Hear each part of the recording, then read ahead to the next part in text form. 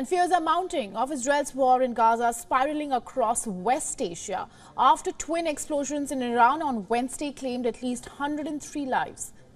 And this came on the back of an Israeli strike in Lebanon that killed Hamas's deputy chief. Israeli forces kept up their assault on the Gaza Strip, telling civilians to leave a refugee camp in the north of the Palestinian enclave.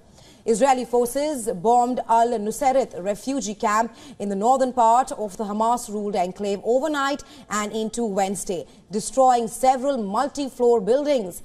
The Israeli planes also dropped leaflets on the refugee camp, ordering people to leave 7 districts. Now, the Israeli warplanes and tanks also stepped up attacks on the al-Burej refugee camp. On the other hand, Hamas's armed wing said that it had killed 10 Israeli soldiers in fighting in al-Burej and hit 5 tanks and troop carriers. Meanwhile, in the al-Maghazi refugee camp, at least 4 people were killed in an Israeli airstrike on a house. They said 3 people were also killed in an airstrike on a house in Rafah in the south of Gaza. The rescue workers and civilians searched through rubble for survivors and bodies. Israeli troops fighting in the Gaza Strip were seen regrouping and restocking and in southern Israel as heavy fighting raged in central and southern Gaza. And a convoy of Israeli military vehicles were also seen driving along a road and tanks were seen moving along the fields.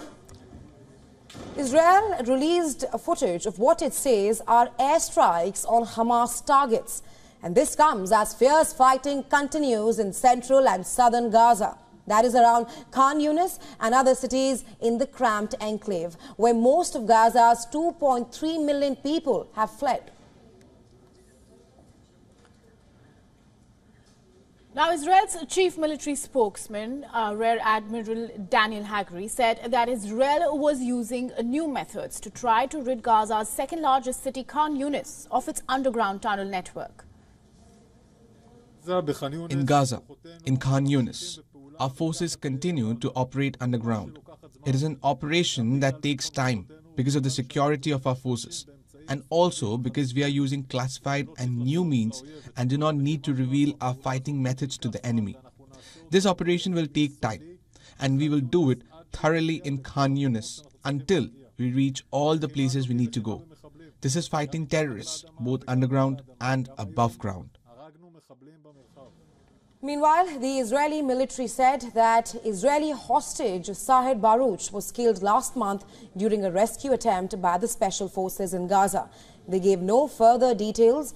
Baruch was among the 240 hostages taken by Hamas militants when they stormed into southern Israel on October 7th.